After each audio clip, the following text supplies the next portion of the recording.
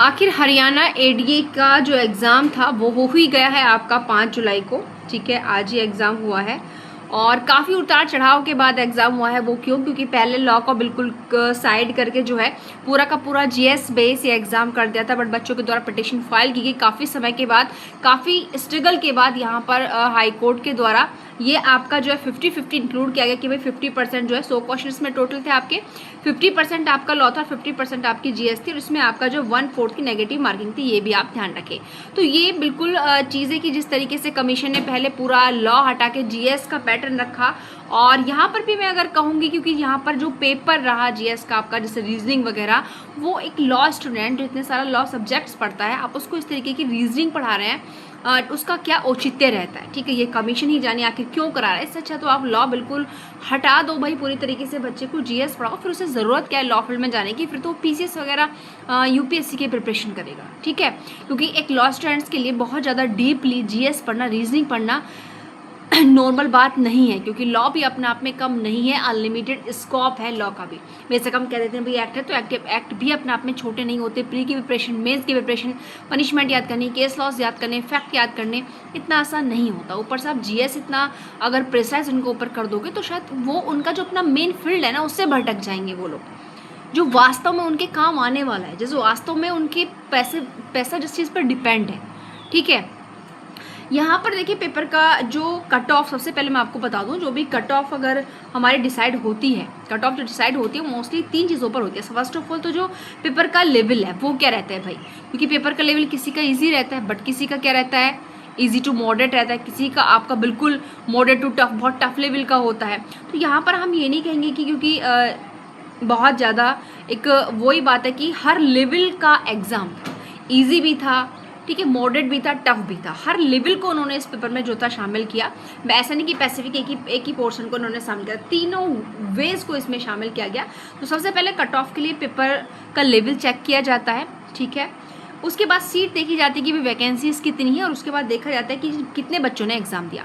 ये तीनों वो रीजंस हैं जिनके आधार पर कट ऑफ डिसाइड होती है। ठीक है, याद रखिएगा, इन्हीं के आधार पर कट ऑफ डिसाइड की जाती है। अब यहाँ पर हम बात करें सीधी मुद्दे की, भाई यहाँ पर जो हरियाणा एडीए का एग्जाम हुआ है 5 जुलाई को, आखिर उसमें कट ऑफ कितनी जा सकती है पेपर के पैटर्न को देखते हुए, जो कि हर लेवल का था, टफ, इजी एंड मॉडरेट, जिसमें 100 क्वेश्चन थे, 50-50 का रेशियो था जीएस एंड लॉ का। तो वहाँ पर अगर मैं बात करूँ, क्योंकि 1/4 की भाई नेगेटिव मार्किंग भी थी। अब टफ पेपर में 1/4 की नेगेटिव मार्किंग बिल्कुल सिंपल, ऐसा तो नहीं कि बच्चा जो बिल्कुल उसको 100 एक्यूरेट होंगे उनको ही करके आएगा बेचारा, उसको कट ऑफ के अंदर आने के लिए और भी क्वेश्चन अटैम्प्ट करने पड़ते हैं। ऐसे में मानो अगर क्वेश्चन उससे गलत हो गया तो 1/4 के चक्कर में उसका तो एक क्वेश्चन अगर उसने सही किया था तो वो भी उसका तो गलत हो गया। तो ये सारी चीज़ों को ध्यान में रखते हैं यहाँ पर कट ऑफ जो डिसाइड की गई है। देखिए, ये एक्सपेक्टेड है, इससे 2-4 नंबर ऊपर नीचे हो सकते हैं। हर एग्जाम का ये होता है कि जितनी एक्सपेक्ट की जाती है कट ऑफ, उससे 2-4 नंबर ऊपर नीचे आपके प्लस माइनस में हो जाती है। तो यहाँ पर अगर हम बात करें जनरल कैटेगरी की, तो जनरल कैटेगरी कट ऑफ जा सकती है आपकी 45 या 50 के बीच में, वो नेगेटिव मार्किंग को देखते हुए और पेपर के पैटर्न को देखते हुए। समझ रहे हैं आप लोग?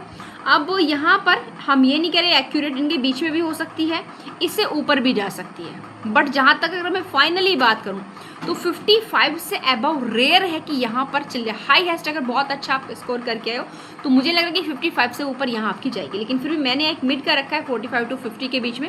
उसके बाद अगर हम ओबीसी की बात करें तो वो भी आपका 40 से 46 के बीच में ही रहने वाली है, और आप जानते हैं कि 2 जो है आपके माइनस या फिर +2 इस तरीके से आपके हो सकते हैं। ठीक है, ये तो चलता ही है। दूसरा अगर हम SC/ST की यहाँ पर बात करें तो इसमें आपका 35 to 38 के अकॉर्डिंग रेशियो यहाँ पर रहने वाला है। ठीक है, तो ये एक प्रकार की एक्सपेक्टेड कट ऑफ है, और जो पेपर के पैटर्न को देखते हुए और बच्चों का जो व्यू है पेपर के प्रति उसको देखते हुए यहाँ पर प्रिपेयर की गई है। और लेकिन यहाँ पर मैं एक बात फिर कहूँगी कि कोई भी असफलता आपकी जो है अंत नहीं होती किसी भी चीज़ का, क्योंकि उस असफलता से हम लोग बहुत कुछ सीखते हैं। ठीक है, क्योंकि उस असफलता का जो वो है वो हमें अनुभव देता है।